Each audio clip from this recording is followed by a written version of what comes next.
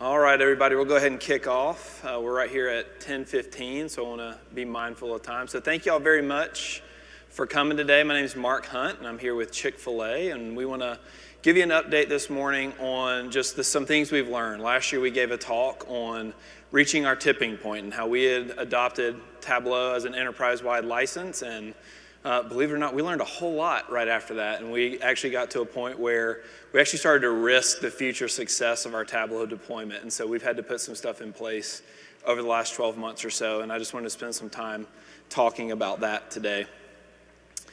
So first I want to give you a little bit of background on both Chick-fil-A, myself and my team. So for those of you that don't know much about Chick-fil-A, so we're the largest chicken chain in QSR here in the United States. We do have a restaurant, one single restaurant up in Canada at the Calgary International Airport. We have also recently announced that we'll be going into Toronto in the coming years as well. So we're starting to grow internationally. In 2016, we did nearly $8 billion in annual sales and just continue to grow. So it's a fun company to get to be a part of. Truett Cathy founded our company actually opened the Dwarf House back in 1946, opened the first Chick-fil-A restaurant in 1967. And as many people know, really, we focus a lot on just quality and service in our restaurants, and that definitely carries over into our corporate staff as well. So some background on me. So this is a shot of my family. This is my wife, Chris. We've been married for 10.5 years, and we've got 2 kids, Sam and Emma, and we actually have another one coming here in January. So it is exciting times in the Hunt household. There's my contact information. I'll come back at the end, and I have a slide that has that on there as well. And definitely want to encourage y'all to reach out to me if you have any questions as well. A little bit more background on me. Born and raised in the state of Georgia. Went to the University of Georgia, graduated with a Management Information Systems degree. I only call that out to say I do have a little bit of a technical background, but by no means do I consider myself super technical. I'm not a programmer, I'm not a coder. I think in systems and I think in data, which is a lot of the reason why I really love Tableau and what we can do with Tableau. So last year when I shared, I represented the business analysis or business insights department at the time. When I first started at Chick-fil-A back in 2008, that was the group I was hired into, and we were actually part of financial services. So as you could imagine, that could create some challenges, right? You, by default, are representing a little bit of the financial perspective in the organization. Since then, our organization has recognized a need to really centralize this enterprise function. So we've created a new group called Enterprise Analytics. Got several folks over here with my Chick-fil-A crew representing Enterprise Analytics, and so Enterprise Analytics is really going to represent that centralized function of analytics for the enterprise. So we are standalone. We're not within financial services anymore, but we're really made up of 3 key areas. The first is data services. This is the team that I'm a part of. So we're focused on laying that data foundation, right? And this is some of where Tableau will play into that. We want to help empower our analysts to be able to get to the data that they need, be able to use it well, know exactly what it is, where to get it, how to use it. And Tableau is a big part of how we do that. We also have our advanced analytics groups. And I was joking around with some folks this morning. You hear the Freakonomics guys talking about how, oh, I'm not real smart. And it's like, no, you're super geniuses. Don't tell me you're not that smart. This is how I feel about the advanced analytics guys too. We have a guy on our team that's a PhD statistician. We have another guy who's a PhD physicist. These guys are super smart guys, right? They've been trained in these techniques. They know best practices. They know how to think about it, and they're representing that perspective for the organization. And then finally, we have our analytics consulting group. The analytics consulting group is really, they're helping manage these projects with the organization, right? They come in and they really the face with the organization. They help us when it comes time to deploy. They help manage the project, manage the timelines and so forth. So it's very important that they're able to think about these other areas, but they really represent our group as a whole to the masses. So that's the perspective that I'll be bringing in our time today. So real quick, I want to go back and share a little bit about where we came from, because I think it just will lay the groundwork for the rest of the discussion. So when we look at this, the thing that jumps out to me, right, is like self-service is not new, right? We were joking around yesterday, and the keynote made the comment, Excel has been around forever, right? I mean, Excel's been around as long as any of us have been working, and Excel has always been a tool that analysts have used to be able to self-serve. And so as we look back at the stack, right, this is what our world looked like historically.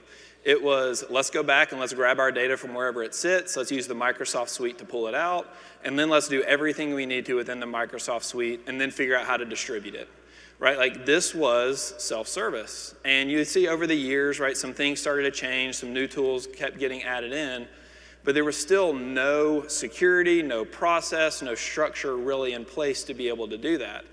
And even when we first started using Tableau back in late 2010, early 2011, I would say some of that's still in place, right? We're still grabbing data from wherever we can get it, dumping it out, using Excel, using Access, doing whatever else we need to consume that data, and then packaging it in Tableau to be able to share it. And it wasn't until we had Tableau Server that we really started to have that opportunity to say, okay, we can now define some standard data sets. We can now define some permissions and so forth to allow folks to be able to see the things that they need to be able to see and really start to share that information. So one thing that I do want to call out here too, though, is this bottom layer, you're only empowered to do that with the partnership of a group like IT, right? Like we've partnered very closely with IT to be able to make this successful. They've given us access to Redshift and Amazon S3. They've given us access to tools like Alteryx and Tableau, and they manage those platforms for us. So without that partnership, there's no chance to be able to do that, but it definitely is a very close partnership and where we kind of challenge each other back and forth on how do we empower people to do what they need to do, because if we make it too hard, they're gonna find another way to do it, right? We'll simply go around and go back to Excel and do whatever we need to be able to pass that data along. So how do we balance that? So if we come back and look at our Tableau timeline, this just kind of echoes that a little bit more. So I got the first license back in late 2010, and you see very little growth over those next 2 or 3 years, right? In 2013, again, I'm spending a lot of time with IT, talking about what we're doing, how we want to approach this. And we partnered together and said, hey, let's start to understand what Tableau Server can provide us. We bought 10 Tableau Server seats, 10 professional license, really to start to discover what can we do with security, what can we do with automated data sources, how can we leverage this to really start to empower the business. And you can notice it was about that time that it really did start to grow pretty significantly in our organization as well. We had folks from design and construction. We had folks from tax and treasury starting to get licenses because they were discovering, hey, this is really easy for me to understand my data, package it, make very clean reports to share. But we were all still using Tableau Desktop and package workbooks. And so, yes, if you go back to that, think about that previous slide, it was no different, right? We're literally saying, let's get everything and package it, but we're still gonna have to email it. We're still gonna put it out on a folder somewhere or on a flash drive to be able to share this information. There's no security, there's nothing like that. People are still using whatever data they can get their hands on. So it was in late 2015 that our organizational leadership actually decided to invest in an enterprise-wide license, right? So we can now start to provision server, we can put security in place, we can put data out there on the server for people to leverage and so forth. And this took off, right? We were all super excited that no longer did we have to worry about package workbooks and so forth, that we really could start leveraging server to be able to do that. And so what happened though is when we did it, we actually intentionally made the decision up front, all right, if we're gonna start leveraging server, we wanna create some hype about server. So how do we do it? How do we get people to go there and start to investigate the content that's out there and understand what's there and be curious and look and really start to drive this kind of data curiosity culture? And so we did two things. First, we set it to default to the workbook screen. So when you logged into Tableau, this is what you saw. You went straight to the workbooks page. The other thing we did for our developers is we actually made the decision at the time, we're gonna say, hey, we don't know how we wanna do permissioning yet. So we're gonna leave permissions pretty open. We still had to have permissions to get to Tableau Server to begin with. We could provision who could publish stuff to Tableau Server, but we left permissions pretty wide open within Tableau Server. And going back to our previous comments about, hey, we're gonna find the path of least resistance. Well, path of least resistance when you're granting permissions is just select all users, right? So it's go in, I wanna grant all users privilege to see whatever they need to be able to see, because it's just easier that way. I don't have to go back and continue to manage those permissions and so forth. And so we launched Enterprise Tableau late 2015, really started getting content on there spring of 2016. And as our users started going out and looking at Tableau, like this is what they saw, right? All right, so there's 230 workbooks, 800 plus views, like where do I go? What do I find? How do I even know what it is? How do I know how to use it? And the flip side of it, right, is, okay, how do I know where that data came from? We didn't have any best practice on visualization. We didn't have any best practices on data usage at the time. It was we're trusting our analysts in the line of business to provide value to the people that they're supporting. And so we wanted to empower them to go and to run and to serve those areas of the business. But we started hearing very quickly from our users in the business, hey, I'm already getting turned off. I don't really want to go here anymore. Like, I'm overwhelmed by the amount of content that's out there. I don't know where to find things. I don't know how to trust it. And so it was pretty soon thereafter we decided, hey, we need to make some changes. We need to figure out how we can start to put some structure in place, right? Because when we think of self-service, right, self-service doesn't necessarily mean like free reign to go do whatever you want, right? And so when I think of self-service, I think self-service, but you have to have some type of structure in place, right? Because self-service without structure becomes chaos in a hurry. Because we want to empower people to do it, but they need to know what they can trust. Our analysts need to know what they can trust. The users need to know what they can trust. And our users need to know how to interact with the content that we're putting out there. So as we've gone through this, we started to realize, okay, hey, we're really starting to risk like turning people off from this before we've even really got it stood up. So what do we need to do to really get our feet underneath us and figure out how we want to do this? And so two things really jumped out to us. So first I'll say, who here loves the word governance? Yeah, no. There's one over here. I'm not going to call names, but when we started implementing governance processes, I was referred to as the supreme leader, right? And so it's like, and that was not a loving term, right? And so governance is absolutely like considered a 4-letter word for a lot of analysts, because it's like, no, you're trying to keep me from doing what I need. You're trying to lock me down and trying to keep me from accessing the things that I need to do to be able to serve the business and do all of these things. And my argument is governance, if we do it the right way, can actually provide a ton of freedom, right? So governance to, hey, here's the data that you need access to. Here's what it is. Here's how you use it. Okay, now I don't have to wonder anymore. I can just go use it. Hey, governance around, hey, here's how we set up our visualization best practices. Here's how we think about presenting our content. Here's how we want to talk about it. Like, those are things where it's like, okay, that means that as an analyst now, I can go in and build a viz, and I kind of have a template. I have a standard. It's not to say, hey, it always has to look this exact way every time. They still need to be able to make those decisions. But if I don't want to have to think about it, I don't have to think about it. And that goes a really long way. So for me, though, governance is twofold. Well, it's a lot more than that. But the two key areas that I want to highlight are both training and technology, right? So when we talk about training, like, training is the personal part of it, right? This is the relational part of governance. If you just start putting technology in place for governance, I can almost guarantee people are going to swing the other direction and go find their own ways to do it, right? This is the shadow IT stuff. This is sure, you're going to let me get access to this data, but only use it certain ways. Fine, then I'll strip everything down and I'll go put it in my own other place and use it how I want to. So you have to have the training and the relational part of it. So some things we do at Chick-fil-A is we do our best to support our user community. Now, one thing I will say, and I'll come back and highlight this at the very end, don't think that we've got all this stuff figured out, right? Like, we're still learning. We're still figuring it out. Like, we're kind of in this pendulum like motion, right? Where it's like, okay, hey, we have Tableau. This is going to be awesome. Okay, now we need to tighten some things up so we can figure it out, right? And the goal is to have smaller swings as we go, right? I don't know that it's realistic to think we're ever going to be settled when it comes to something like governance, because at the rate with which technology is changing, the rate with which data comes into the business, the growth of the organization, there's always going to be new things that we have to think about. But when we try to support our user community, so there's really 3 key things that we really focus on at Chick-fil-A right now. User groups, so we have a monthly Tableau user group. We have about 60 Tableau licenses in the organization. I would say on average we probably have about maybe 15 to 20 folks that stay engaged in our user group. And we're continuing to try to find ways to plug people in more and more in that. So our user groups, we meet every month and we focus on things like best practices. We focus on things like contests. Hey, how do we actually do this? How do we put our hands in the tool? How do we get in teams where we have a chance to learn from each other? One of the things that I will say that we have to be careful of with user groups is we have folks who have been using Tableau for years who are phenomenal at everything they want to try to do with Tableau. And we have folks that want to plug in with Tableau and figure out how to use it to, like, from the very entry level.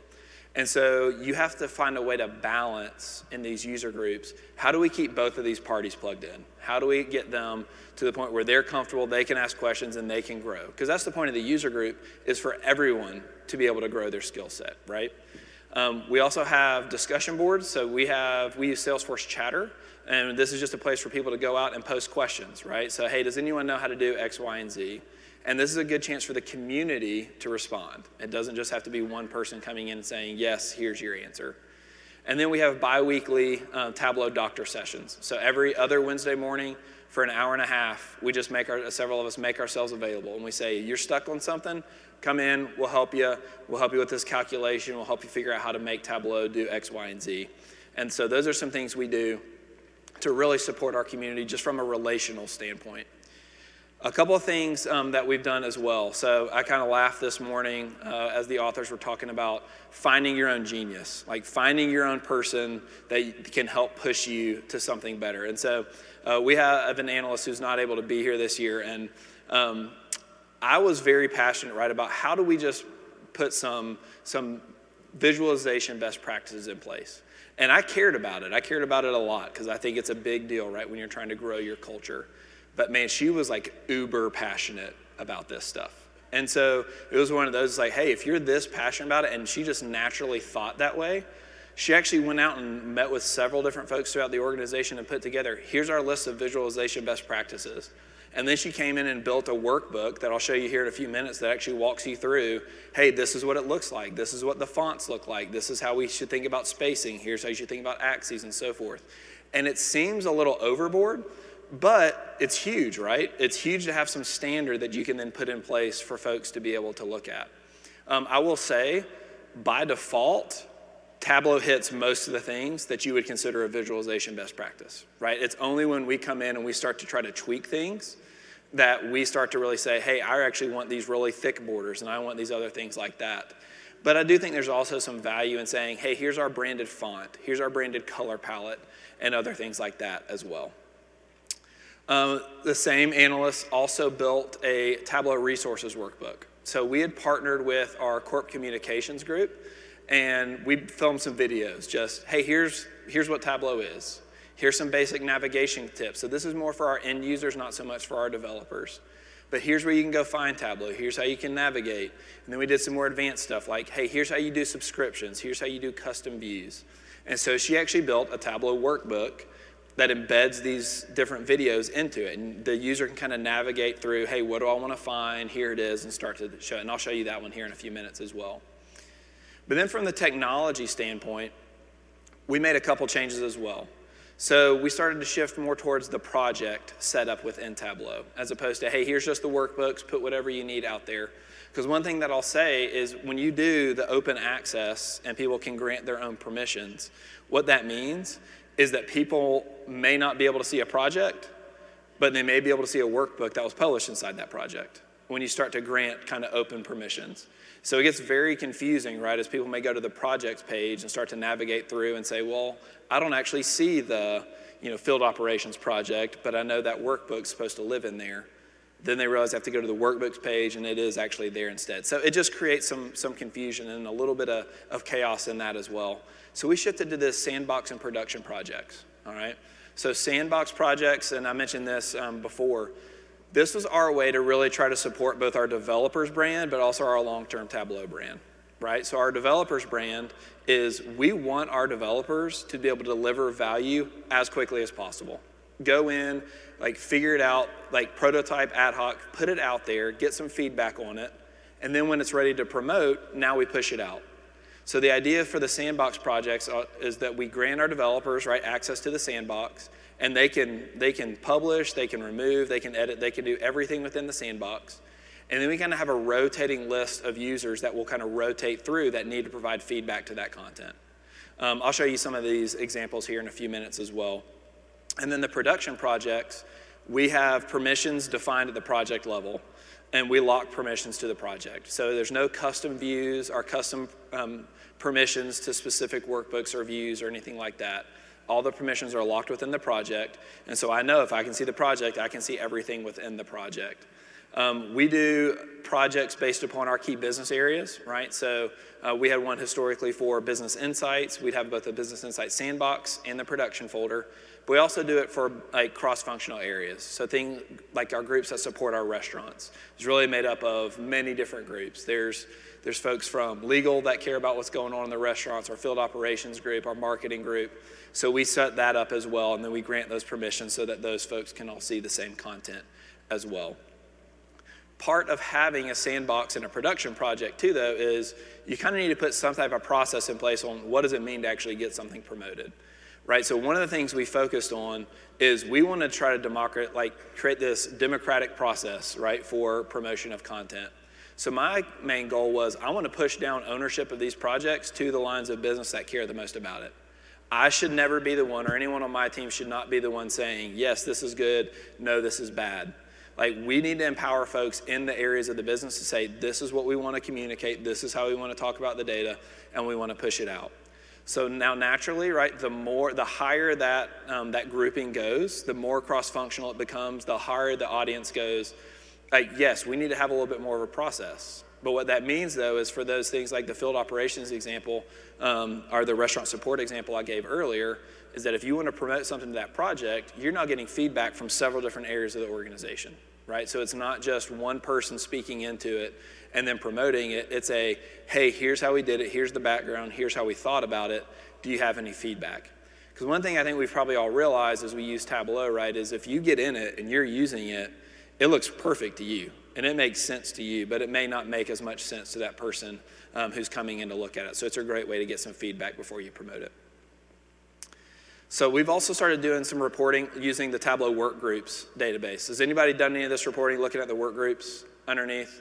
All right, so I will say, like, my big thing was if I'm an analyst, I want to know who's using my stuff, right? Because what happens? We publish something, we publish content, and everyone's completely satisfied from day one, right? There's no other questions.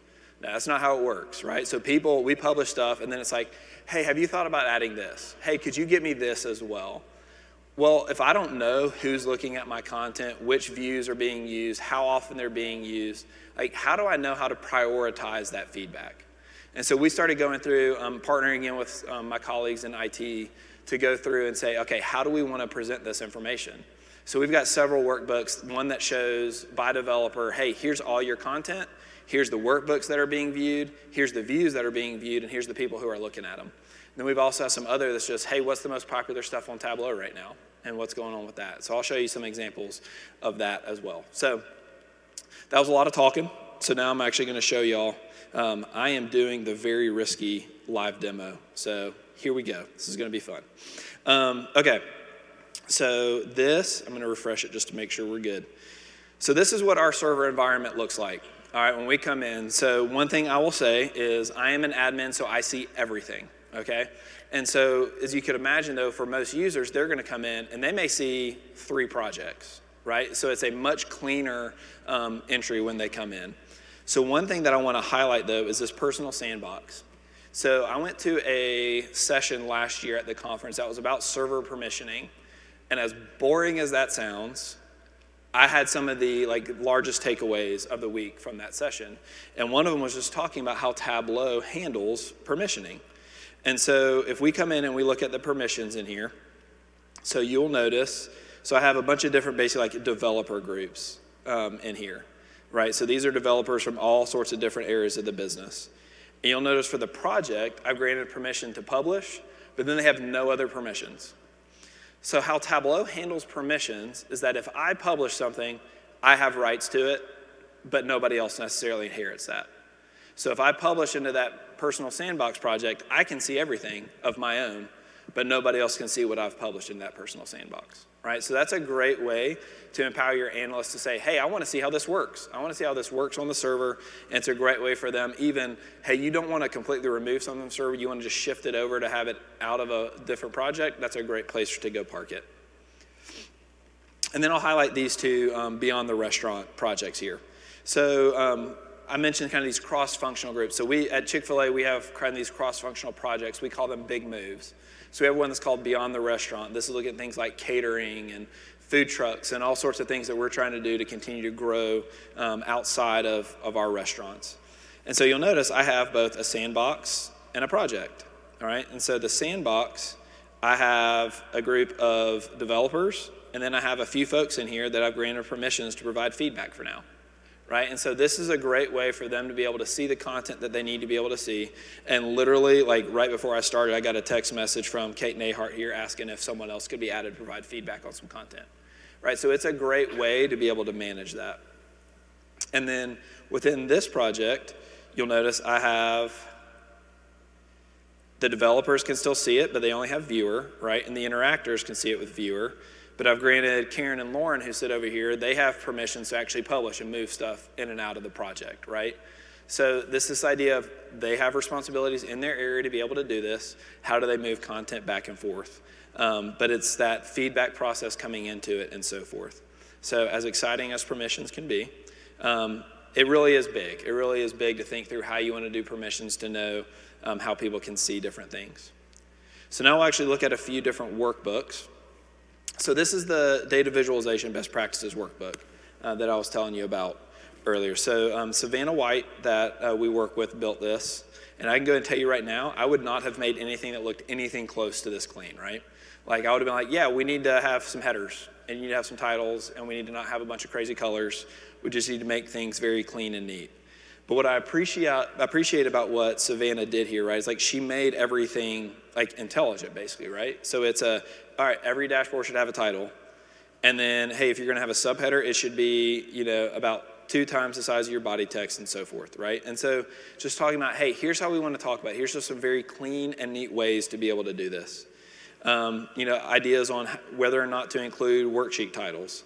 And then even as you hover over, she gives an example of a tooltip. So one of the things that we've really started to really like to do at Tableau or at Chick-fil-A is like sentence style tooltips, right? So by default, the tooltips are basically just a list of your dimensions or measures and the values, right? Which can be helpful, but if I'm trying to drive someone to an action or an insight, let me just write it out for them. Let me say, hey, here's what this is what this means, and here's how I can see it. And so, so you can see it even has a, hey, here's an action. Click on a line to highlight that location type on the dashboard, right? So you're telling your people what to do as they're actually using the data. So, and I appreciate too, she highlights tooltips should be used to help the end user gain insights from the viz, right? I feel like in many areas when you first start using Tableau, you can kind of take the tooltips for granted, right? So like by default, the tooltips all just turn on and it's just a list of the values. But if your viz is clean enough, you should be able to see exactly what it is without having to hover over it necessarily. So how can we gain more insight through the use of tooltips? Over here, so there's several different reasons that at times we may want to use a help bubble, right? And so she draws attention to that. So if there's any caveats in the data or the calculations that are being used, let's draw attention to that. As well as, I'm not sure if you know, but so if we come back here and let's see, as I hover over something, right? So this shows that Leah Ritter is the owner. But if the contact should really be someone else, how do we draw their attention to that? And so that's really what we're getting at here as well. So if the contact should be someone other than the owner who necessarily promoted or published the dashboard, how do we draw attention to that as well? So a couple other things I want to hit on. So she just continues to draw attention to formatting and so forth. So talking about grid lines, right? So let's not use these big, bold grid lines and lots of colors, spacing on our bars, and so forth. Just highlighting, hey, here's what we think you should use, and here's just some best practices, right, on how to use them as well. So this is another one too, right, where it's all right, here's what we've put down. It's our duty now to continue to review this, right? Like if we just simply say, oh, that's good, that's how we're gonna leave it, we're gonna miss something, right? I mean, I've had some conversations with folks already about, all right, how do we really feel like, do we really feel like we need the Chick-fil-A logo on everything? So it's like we have to be able to come back and forth and say, hey, we thought that was best, let's change that. We're not really that worried about it anymore. So Savannah also created a new color palette for us, right? So she actually went in and created it. And for those of you that don't know, the preferences file that lives within Tableau. So that file, actually, you can create your own color palettes in that. So Savannah did that for us and then shared it on that chatter discussion board for all of us to be able to download it and save it. And now we all have the same versions of colors that we want to use. She talks about here about just how to create the help bubble and so forth. So again, this is something I was very, very thankful for, because this was someone who was very passionate about this and obviously very good at creating very good, clean content. She has ownership of it. She loves it. She loves getting to do it. She did it and took that responsibility off of, if you want to call it like the Tableau admins, right? Like, she's in the community. She knows how to think about it. And she managed that with relationships throughout the organization as well. So this is the Tableau resources dashboard. And so you can see, so she set it up where you can just navigate through and say, all right, what do you want to learn more about? All right, I want to learn more about a Tableau overview.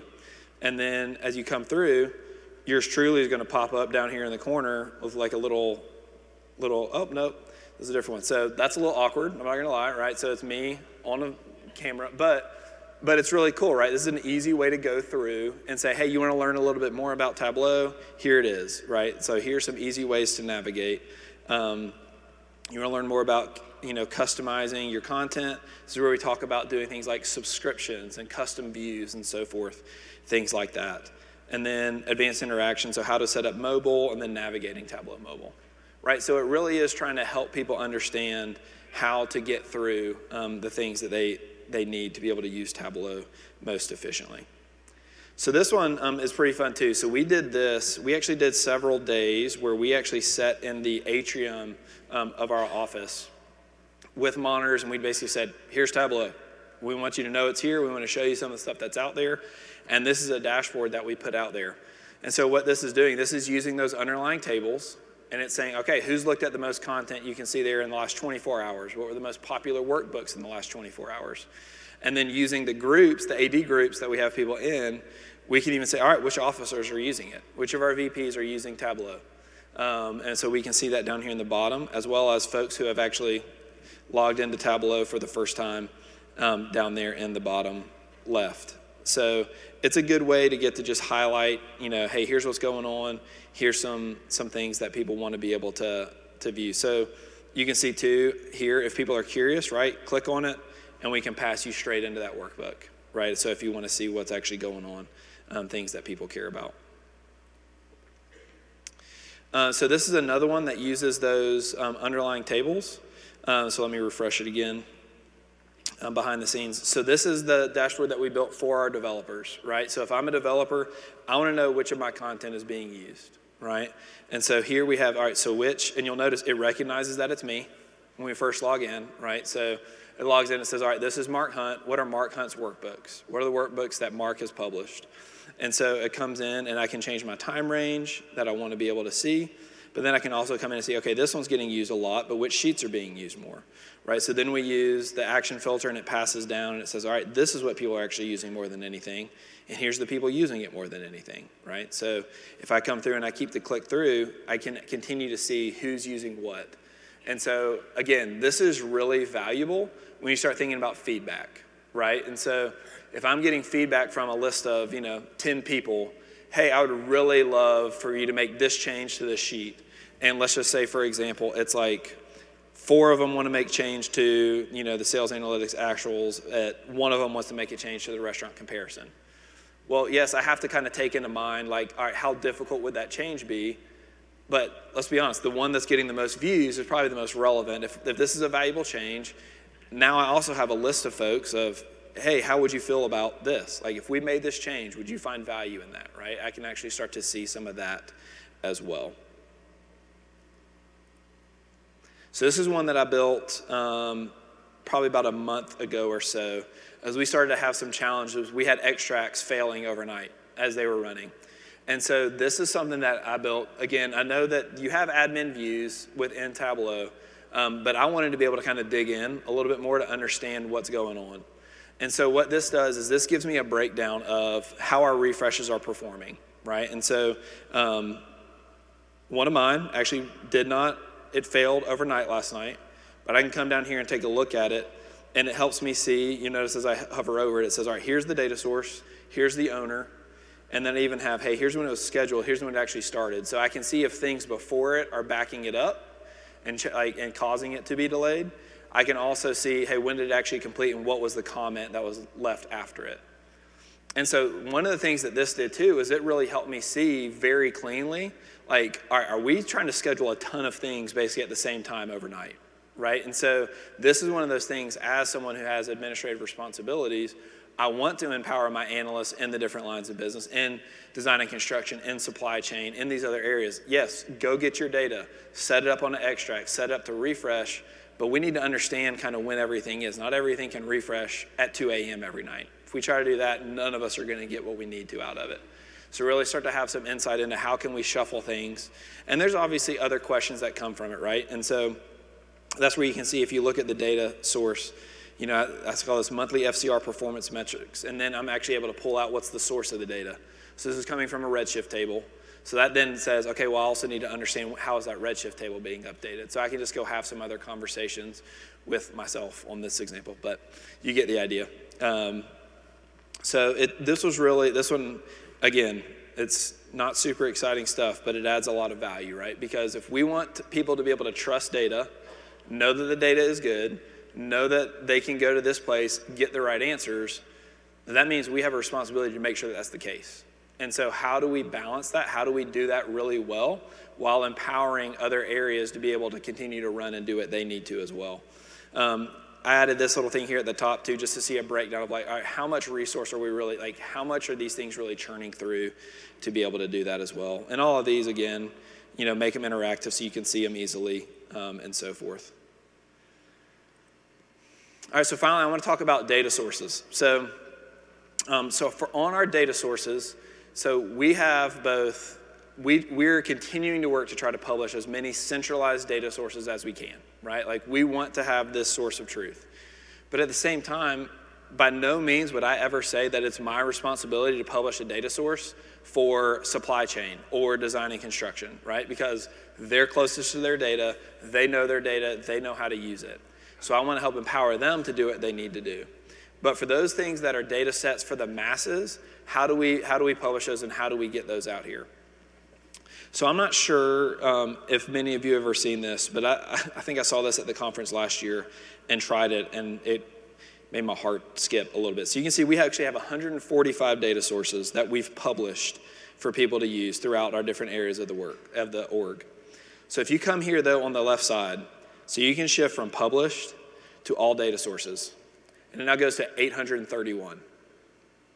So one of the things that was talked about yesterday, right, was this idea of being able to recognize, all right, what are data sources that you have an opportunity to centralize, right? To pull in, to have some process around, to put some kind of stakes in the ground and say, all right, here's how this is going to work. We're going to make sure this is always there. Because one of the things we've all known, right, that we love a lot about Tableau is that it's faster into your data. It's faster to start doing the analysis. I can actually start running with it and start understanding what is the data actually telling me.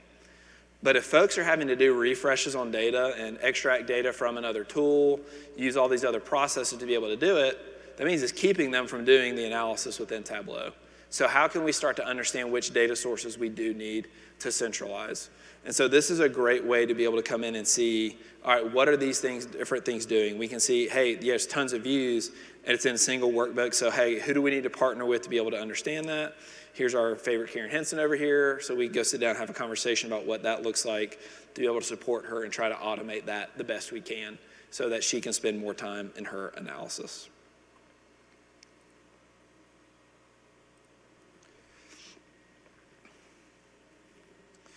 So that was a quick walkthrough. I do want to hit on the centralized versus decentralized. I mentioned several of these things, right? But I do think there's a role for both, right? So I don't think it's realistic for us to ever say, hey, our group should manage all of the data. We should be doing everything to provide data to the business. We need to empower people to be able to get to the data that they need. But one thing I'll mention here in a few minutes is that doesn't just mean Tableau, right? Like empowerment of people to be able to get to their data is across many different technologies. And so when I look at this, it's like, hey, this idea of decentralized data saying, yeah, analysts, go get the data you need, publish your workbook, and then we'll figure out what else we need to do. I mean, that's empowering our analysts, right? Go run, figure it out, figure out how you need to use it, how you need to talk about it. It is a very necessary part of being able to provide value to the organization as quickly as possible. However, the trade-off, right, is if we aren't able to automate these things, that doesn't scale either. If we always have to refresh queries, pull data out, do something to it to update our dashboard, then that means like we can only do that for so many dashboards and so many data sources. So we have to find a way to be able to do that.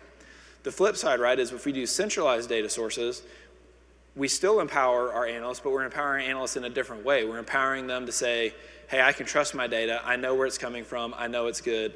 I'm going to go run and use it. It ensures consistency across the organization, right? If many different people are pulling sales values, right? How do we ensure that everyone's using the same definition of a sale?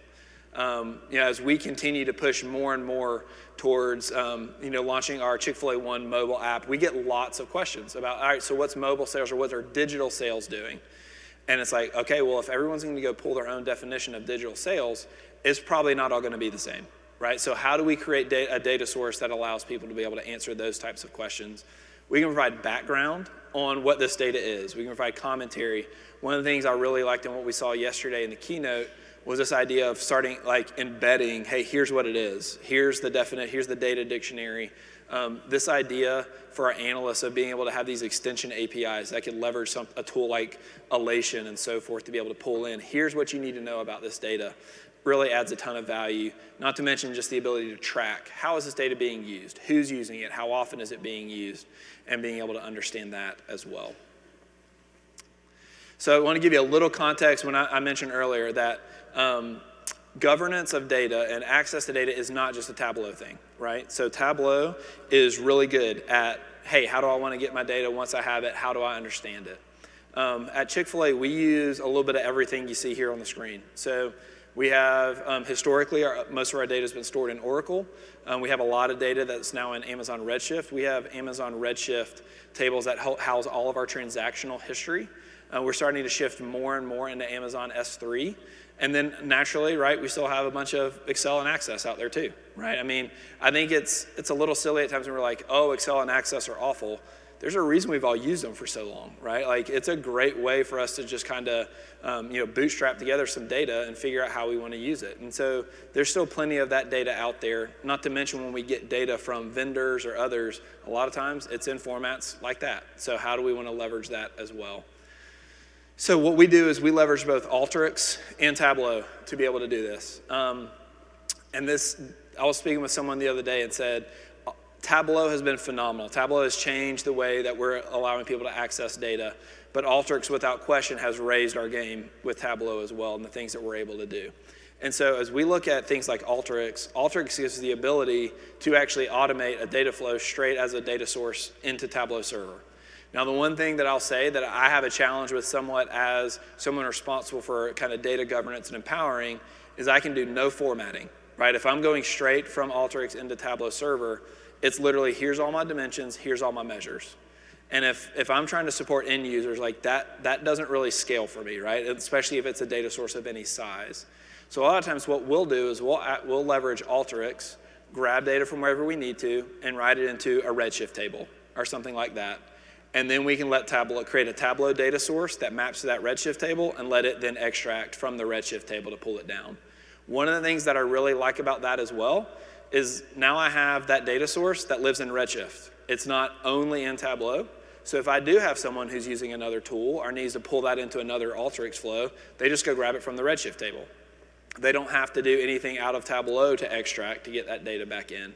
And so it's really just a matter of we have to figure out how we want to use these different tools, how these different tools partner together. And again, this is where like partnership with IT is crucial. If we as the business ever try to go outside the bounds of IT, eventually that gets locked down, right? Like eventually that gets cut off. But if we have a partnership with IT as we run to do this, we can say, okay, I understand this is our security model of how we want to do it. But how do we manage allowing people to do that and mitigate as much risk as possible, right? If we want to empower, how can we do that within our guardrails, within our parameters, so that we're not just pushing people to say, let me go grab all my data and go put it somewhere else so that no one can ask me any questions about it. So with that, I wanted to come back to this as well. So this is an example of something we did several weeks ago when Irma came through. So when you talk about data governance and access to the right data to be able to do what you need to be able to do. So this dashboard pulls from an Amazon RDS or an AWS RDS Postgres database where we're streaming real-time sales into that database. We have a table in Redshift that has daily sales that comes out of Oracle. And then this also has the commentary you see down here at the bottom is actually commentary that's coming out of a smart sheet that was being managed by our facilities and equipment group.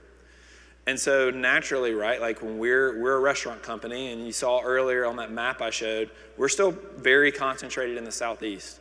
And so when we had Irma literally just coming straight up Florida and into Georgia, there were a lot of people curious about, all right, so what's going on with our restaurants? How can we know what's going on? And so because I was able to access the data that I needed to be able to access and do it in Tableau, like we pulled this together in a couple hours. Right, here it is, it's out there. The map behind the scenes is a web map service.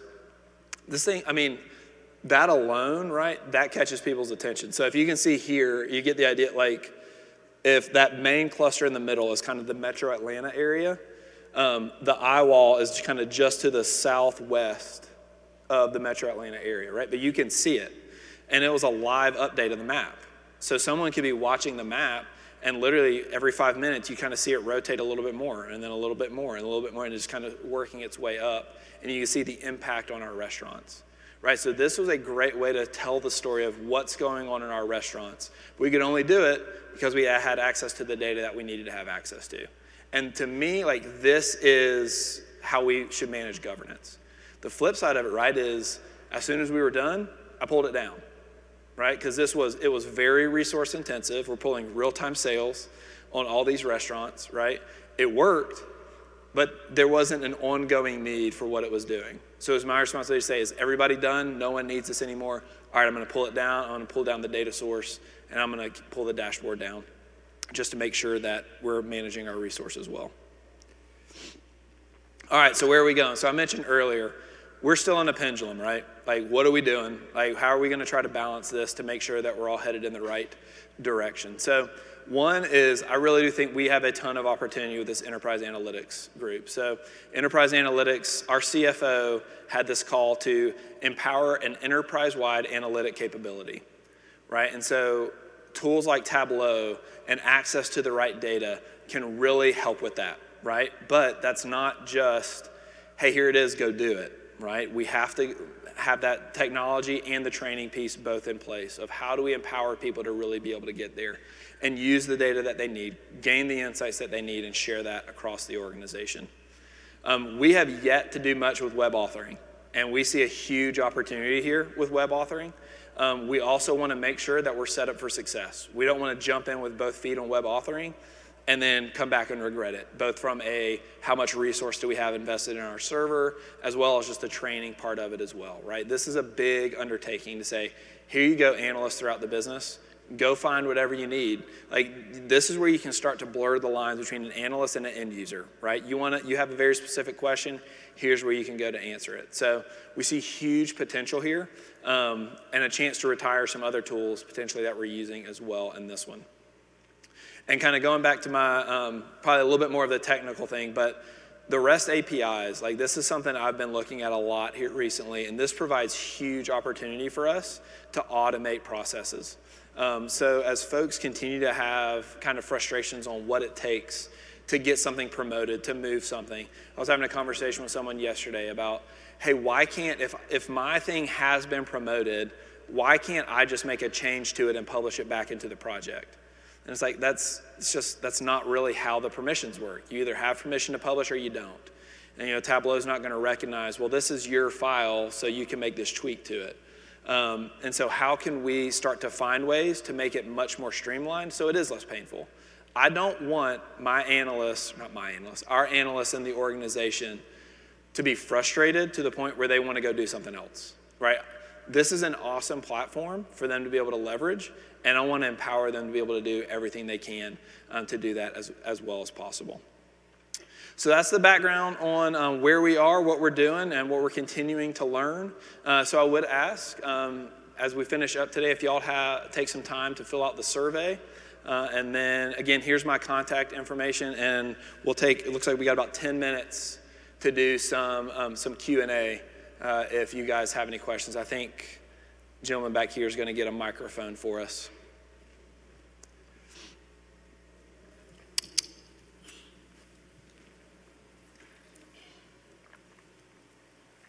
So I think if you have a question, I think probably easiest thing to do, if y'all don't mind, is just to come here to the mic and ask, and I'll be able to answer whatever possible.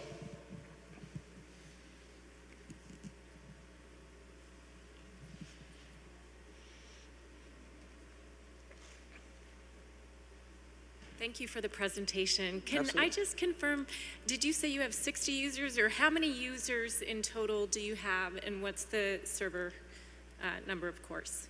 So we have 60 developer licenses. I think we have somewhere around 400 active users on Tableau. We have about 1,000 users actually permissioned into Tableau, and we currently have an 8-core server set up. Thank you. My pleasure.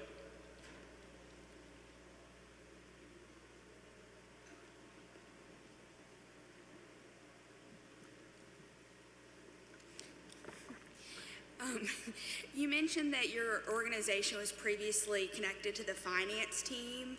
We have a similar situation as well and are having a lot of challenges with how data is being managed and having some conversations. Does it make sense to have a separate team? Yep.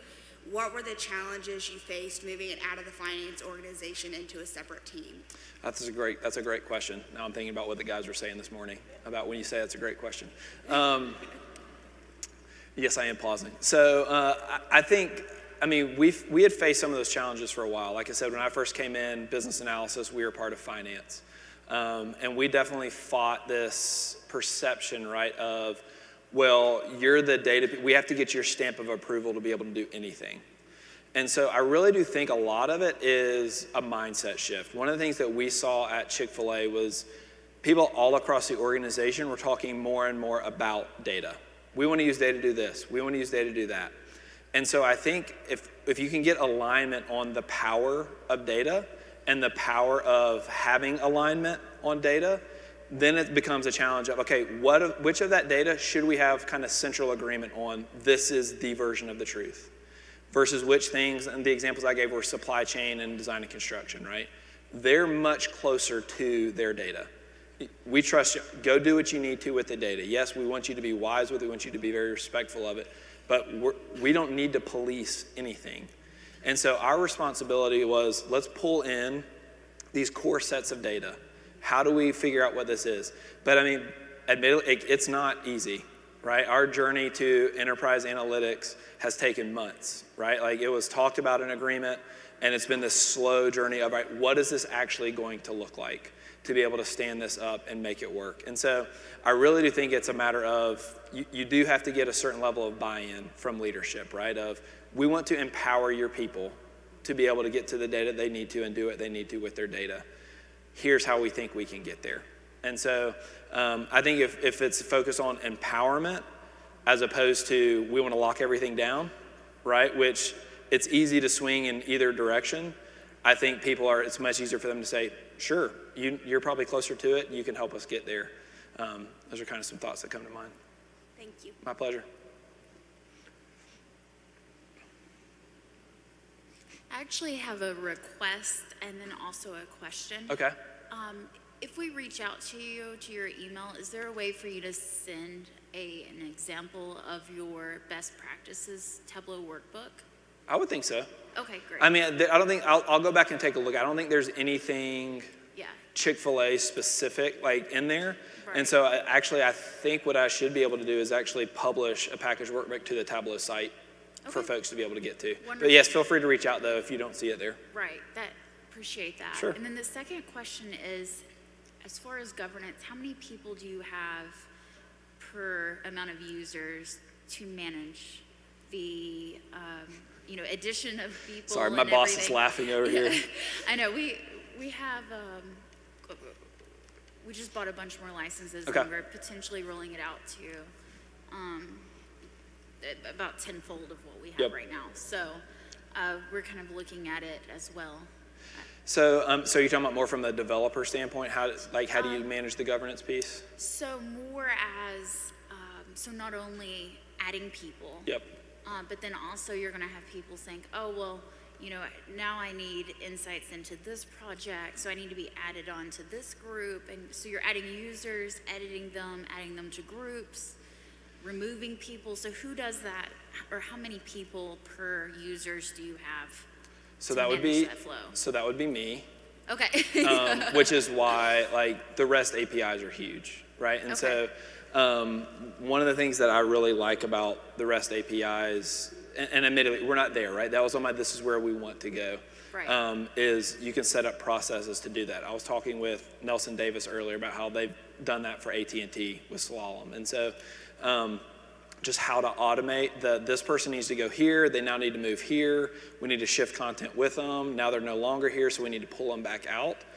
You can do all of that with the REST APIs, and it doesn't just have to be a let me go click and do this, because it's challenging. And I do everything I can to respond to those as quickly as possible, right? Because I understand, I don't want to be a bottleneck. However, that also means there's times where I have to stop what I'm doing to be able to do that, right? To make sure that that's the case. And so I do think that you need to have a group of folks, but you all need to also be on the same page and understand why are we granting permissions to this versus this, and understanding kind of how you want to manage those types of things. Okay. So, sorry, it's just me, but I wouldn't recommend that. Well, the REST APIs gives me some ideas. Yeah, So. I think that's great. All right, great. Thank you. My pleasure. This is great stuff. Clearly there's a lot of time, energy, money, resources put into this. What did the conversation go like with your executive team to build a business case around this, to make the investment? Because when you look at this, it's pretty good stuff. That's one of the challenges I have, is saying, what is the value here? Not in terms of, it's clear the visualizations provide value, but what is the incremental value from what we currently do? Yeah. And how did that go? So, I'll hit that on both from the launch of Tableau, but then also hey, here's how we need to do it. Yeah. So the launch of Tableau was very much hey, here's the different places in the organization that are using it, and oh, by the way, we don't have any security around any of this, right? So how do we manage this? So the CFO, CIO were like, okay, well, here's what we're gonna do. We're gonna put this in place, but with that, right, there's now an expectation of you need to manage it well, right? And so I would say the governance piece, how we do it and so forth, that's much more of a follow-up of here's your responsibility now to do it well. And so I do think that the conversations that have been had around the standing up of our enterprise analytics group kind of echo what we've been wanting to do and the things we've been trying to do around governance of we need to empower the right people to be able to see the right data and do what they need to with it. And so that it's not just that everybody gets everything and goes and does whatever they want, but hey, we want to empower you to do what you need to, but we also want to make sure you find what you care about. Awesome. Yeah, makes a lot of sense. Thank All right, you. Thank you. Hey, first of all, great job. Glad I came to this one. Thank you. To give you some context around my question, we're trying to retire a whole bunch, thousands of old Crystal reports, trying to shift to Tableau. I know you mentioned in the web authoring section, you're still supporting legacy reports, Yep. legacy reporting systems. As you've shifted more recently in the last couple of years to really pushing Tableau, have you seen the older legacy reports, have you seen the usage of those go down, people depending on those less, et cetera? Yes, absolutely. And so, so our big thing, but the biggest challenge we actually face is we have a ton of ad hoc users of business objects, right? And so it's hey, I have a question, I'm gonna go answer it myself. And so I definitely think Tableau is phenomenal, right? At, hey, you've looked at this, that's looked the same way for the last 10 years. Well, I can actually now provide you this, that, hey, it's interactive, you can see it. That part's not the hard sell.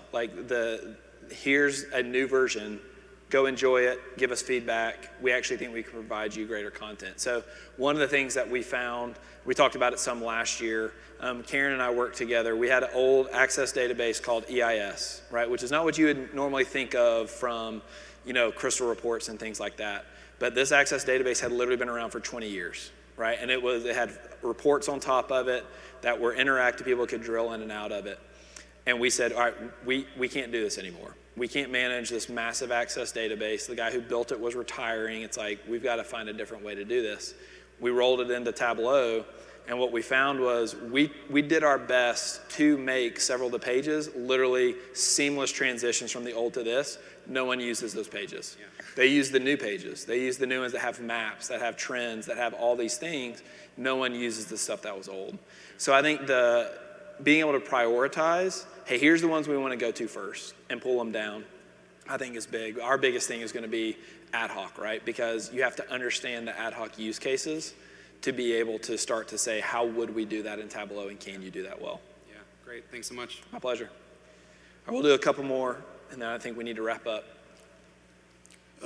Thank you for your presentation. It was very informative, and I personally really enjoyed it, and I learned quite a bit from you.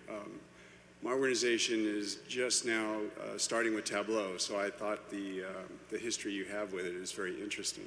I have two questions. Through your presentation, I heard many IT-related terms, ELT, API, managing sandboxes, yep. server admin. So two questions. First is, what is your enterprise analytics functional role and your relationship with IT, kind of the more formalized IT aspects? Yep. And then the second question is, how big is your enterprise analytics team? So I definitely see we are definitely partners with IT, right? Like we look at IT as they enable the infrastructure, right? They're laying the pipes for us. They're managing, like physically managing the servers for us and so forth. But then where the relationship starts to shift is all right, now how do we use them, right? How do we use tools like Alteryx to grab the data, do some calculations to it, and put it somewhere else? That's where we really feel we have the responsibility. We do a lot of training of other Alteryx users in the organization. Hey, here's best practices. Here's how you do this, this, and this.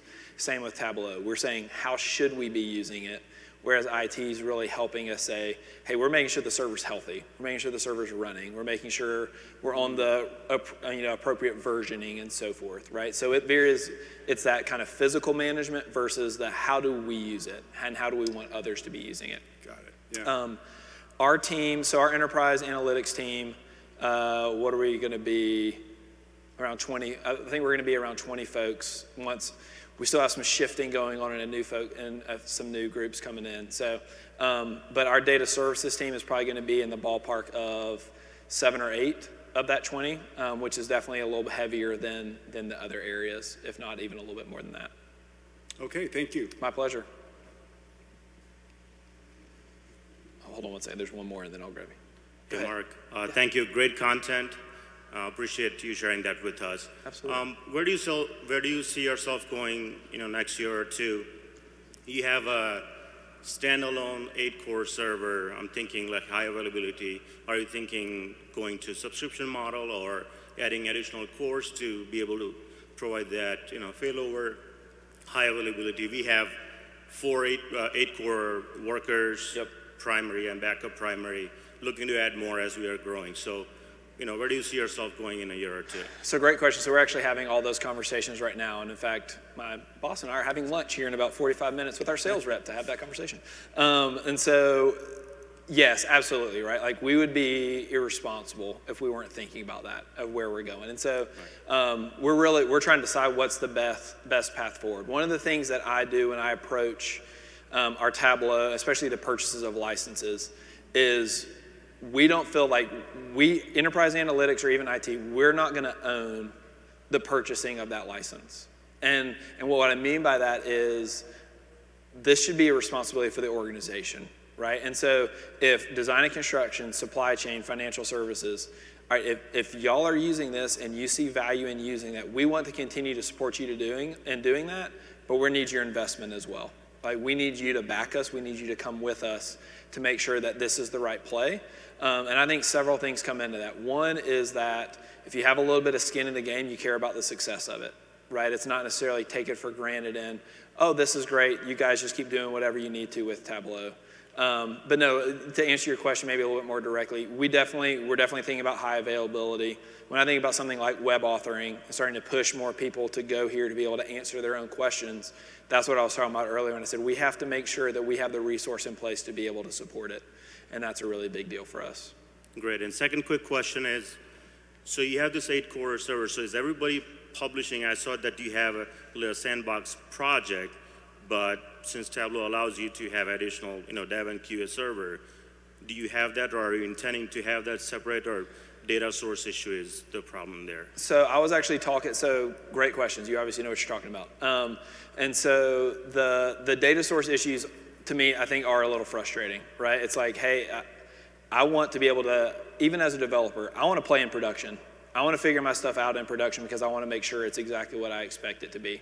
So that's why we decided originally to have a sandbox and a production projects as opposed to 2 separate environments.